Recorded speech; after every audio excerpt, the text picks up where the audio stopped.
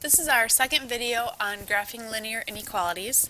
So if you have no idea what this is, I would watch the first video because there's a little bit more explanation on what that inequality means. This one I'll just kind of run through as a regular example, assuming you know some of the things I'm going to tell you or that we'll talk about. Alright, so anytime you have to do graphing, you do want to make sure you have y by itself. So we're going to take this inequality and solve for y. Anytime we solve for y, we get the x to the other side with addition or subtraction. Don't forget or make sure we notice that is a negative 6y, so we want to bring that negative down. The negative 2x and the 12 are not like terms, so we keep those separate with the x term first. Now we divide everything by a negative 6. And then what we just did, flag should be going up in our head, because we just divided both sides of an inequality by a negative number. Instead of that being y is greater than or equal to, dividing by the negative number flips it the other way, and we need to catch that that makes it a less than or equal to. It does change what your graph will look like, so that's an important thing to make sure we catch. Look out for it on quizzes and tests, because it will be there. Alright, so now we reduce. We have a negative 2x over a negative 6, so just focus on the numbers. A negative 2 over a negative 6, well, the negative divided by negative becomes positive. In 2 over 6, you can divide them both by 2 and get a 1 over 3. And go ahead and put the x off on the side. And then we have a 12 divided by a negative 6, which is a negative 2. So there's our inequality.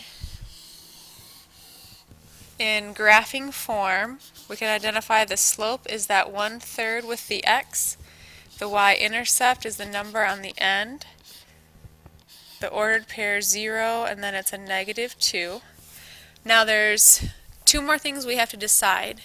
That inequality, less than or equal to, what does that tell us about our graph? Well, if you notice it has the or equal to lines, so that makes it a solid line that we're going to draw. And then should we shade above or below? Any less than will shade below.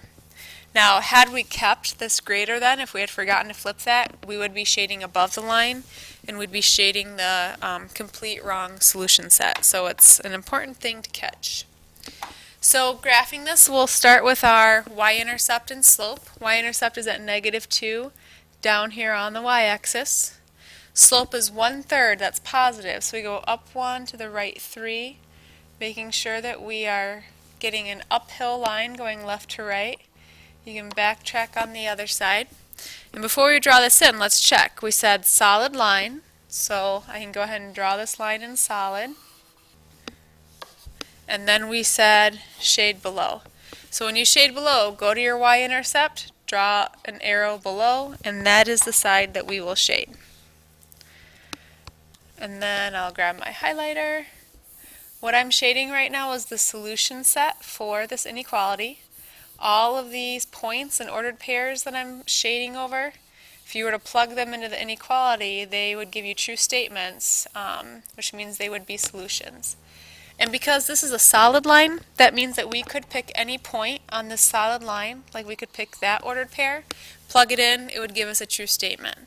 So solid line means that your solution set includes every point on the line as well.